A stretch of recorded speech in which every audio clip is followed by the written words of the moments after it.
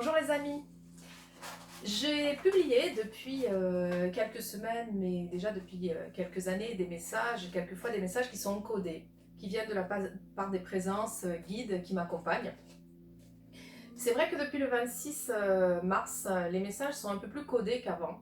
Il nous faut aller chercher et comprendre derrière les messages ce qui se passe, ce qu'il se passe, et en quoi ça nous concerne, ça nous affecte. J'ai été surprise par une information que j'avais reçue déjà l'année dernière au Costa Rica concernant des implants. Et j'ai demandé au fur et à mesure qu'on me donne plus d'informations. Et puis sur un message du 26 mars, il a été question d'implants sonores via nos téléphones portables. Alors c'est vrai qu'aujourd'hui on est tous avec des téléphones portables, plus ou moins évolués, plus ou moins connectés à tous ces réseaux. Mais ce qui m'a un peu plus interpellée, ce sont les symptômes physiques que je ressens et que d'autres personnes manifestent aussi pendant ces temps de confinement. Certains symptômes, je les connais puisqu'ils sont liés au mouvement des planètes qui avancent, des planètes qui rentrent dans des signes, des planètes qui sont rétrogrades, mais certains symptômes me sont assez étrangers et me semblent bizarres quand même. Notamment la perte de cheveux qui s'accélère. Bien sûr, on sait bien qu'on perd tout le temps des cheveux, qu'il y a des périodes plus propices à la perte de cheveux, mais quand cette perte de cheveux devient plus importante, plusieurs personnes qui me font part de pelades ou de choses comme ça, des dents qui cassent, mal de dos souvent, bon, ça m'interpelle quand même. Et donc j'ai demandé aux présences de recevoir un peu plus d'informations. Et on m'a reparlé de ces implants. Alors bien sûr, vous savez comme moi que bien dans cette société et à peu près sur la terre entière, on vaccine pour plein de choses. Alors les vaccins, ça peut être bien, et puis ça peut ne pas être bien. Je vous renvoie à tout type de publications qu'il y a eu sur les effets délétères des vaccins, tout ce que ça peut provoquer avec du recul chez les enfants et notamment de l'autisme, notamment des types de pathologies qui agissent sur le système locomoteur. Mais les vaccins, on peut en trouver des traces dans les corps des adultes bien longtemps après. Et puis les vaccins, c'est tout simplement quelque chose qu'on injecte dans le corps. Et aujourd'hui, on est à l'ère des nanoparticules, on est à l'ère de tout ce qui est infiniment petit, qui peut tout à fait passer en même temps qu'un vaccin sous la peau. Et là, on parle de puces microscopiques et de tout un tas de systèmes qui peuvent être implantés via des injections. Donc ça, c'est une chose. Les implants sonores, j'ai voulu savoir un petit peu de quoi ils retournaient et on m'a renvoyé vers la 5G. Bien, on sait que la 5G doit être déployée et tout. Mais ce qu'on ne nous dit pas, c'est que pendant ce temps de confinement, où la Terre entière est quasiment confinée, en tout cas dans les pays dits développés, eh bien, il semblerait que, eh bien, ils continuent de déployer la 5G. Et j'ai fait le rapprochement, je suis allée lire des études, des commentaires sur justement tous les effets de la 5G, toutes les études qui ont été faites. Et il s'avère que, effectivement, eh bien, derrière la 5G, les manifestations, les symptômes que ces ondes peuvent provoquer chez nous, on va retrouver tout un tas de symptômes liés à la colonne vertébrale, au dos. On va trouver des symptômes liés effectivement à la tête, des migraines, des changements d'humeur, des changements de comportement, perte de cheveux, les dents qui cassent, et aussi tout un tas de dérèglements liés à tout notre système de liquide dans le corps, donc le sang, la lymphe, l'eau dans le corps. Ça m'amène à vous dire que, bien sûr, on peut s'élever contre ça, on peut s'élever contre les déploiements de la 5G. Peut-être serons-nous assez forts pour ça, mais peut-être ne le serons-nous pas. Il ne faut pas gaspiller nos forces à lutter contre ça, mais par contre, nous pouvons dire non, bien sûr. Nous pouvons décider de nous y connecter ou pas. Il n'empêche que les antennes seront de toutes les façons autour de nous et vont venir créer toute une pollution électrique et électromagnétique dans notre champ vibratoire. Nous pouvons alors, dans ces cas-là, continuer de dire oui à notre évolution, comme je vous le disais dans une vidéo précédente, dire oui à notre évolution et dans ces cas-là, continuer d'augmenter notre champ vibratoire, continuer d'augmenter notre capacité à monter le taux vibratoire de l'alimentation qu'on ingère, choisir nos aliments et surtout l'eau dans notre corps. Et là, je vais faire le lien avec la médecine traditionnelle chinoise, puisque je suis praticienne en médecine traditionnelle chinoise. Les méridiens d'énergie qui sont en lien avec ça, ce sont les méridiens des reins et les méridiens de la vessie. Il y en a un autre, hein, le triple réchauffeur, qui gère toute la circulation de l'eau dans le corps, mais ne serait-ce que le méridien de la vessie, qui est un méridien à 4 branches qu'on retrouve dans le dos, eh bien, il va effectivement être en lien avec le méridien central et gérer toute la circulation de l'eau depuis le coin des yeux, en passant par l'apex, en passant par 4 branches dans la colonne vertébrale et en descendant le long des cuisses jusqu'à notre petit orteil. C'est-à-dire que le méridien de la vessie, il est hyper important dans le corps. Il est associé en cela au méridien des reins qui lui passe sur l'avant du corps et qui vient rejoindre ici cet espace sous-claviculaire. Et c'est vrai que les endroits où on ressent tous les symptômes de ce fameux virus sont aussi dans toute cette cage thoracique. Donc il y a aussi un lien avec notre capacité à faire face à tout ce qui est viral, tout ce qui est bactérien. Pour autant, les bactéries, on en a besoin. Et les virus nous permettent justement de réaliser, comme disait Tal Schaller, le docteur Tal Schaller, qu'il y a quelque chose qui dysfonctionne en nous. Donc il est important de faire ce travail de montée vibratoire. Toujours pareil, comment on monte sa vibration en se connectant à des choses qui nous font du bien, en allant vers la joie, le rire, les jeux, en allégeant nos pensées de tout ce qui est lourd, en allégeant nos vies de tout ce qui est lourd. Effectivement, en nous amenant dans la peur et en nous disant que la seule solution c'est le vaccin, que la seule solution c'est de vacciner la planète entière, eh bien ça nous conduit à des peurs et puis à nous positionner en hors-la-loi si nous décidons dans le pays dans lequel on habite de ne pas nous faire vacciner. Je voulais aussi vous dire un petit peu tous les liens avec le rein vessie. À quoi ça sert? En médecine traditionnelle chinoise, donc il y aura un lien avec le cerveau et les moelles. Il y aura un lien avec les organes eux-mêmes, les organes des reins et de la vessie.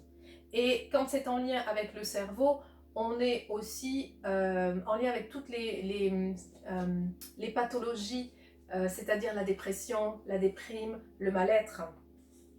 Mais c'est en lien aussi avec tout notre système osseux, notre système articulaire. Et vous voyez bien que le fait d'être confiné nous empêche aussi d'avoir l'activité physique minimale dont on a besoin. Tout le monde n'est pas jogger.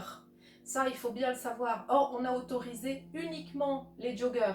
Alors, ce n'est pas grave. Allez vous balader. Essayez de marcher un petit peu plus vite que d'habitude. Et là, vous allez solliciter un peu plus le système lymphatique pour nettoyer le corps, le système sanguin, les articulations, de façon à ne pas vous sentir rouillé, de ne pas avoir des douleurs dans le dos.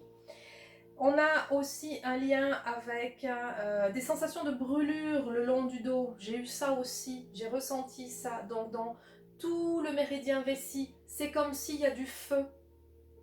Les organes génitaux, ça a un lien aussi avec les organes génitaux. Et puis l'axe rein-cœur, c'est-à-dire que à partir du moment où on est en train d'avoir peur, la peur est en lien avec les reins, on ne peut plus se positionner dans le cœur, on ne peut plus être aussi objectif qu'on l'était avant.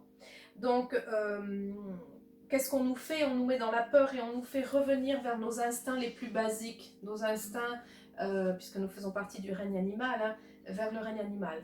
Donc tout ça, nous devons en sortir. Alors nous n'allons pas mettre notre énergie à dire non, non, non à tout ce qu'on nous propose. Si on peut éviter le déploiement de la 5G, pourquoi pas? Je ne suis pas persuadée qu'on y arrive. Et je suis même allée regarder un reportage et des études qui ont été faites, des projets qui avaient été faits, de justement déployer la 5G, et que la ville la plus touchée par ce Covid-19 était la ville qui devait devenir la vitrine de la 5G. Et on s'est rendu compte qu'il y a eu beaucoup de morts autour des antennes 5G qui ont été déployées. Il y a eu beaucoup de cadavres d'animaux qui ont été trouvés dans cette ville et dans d'autres villes.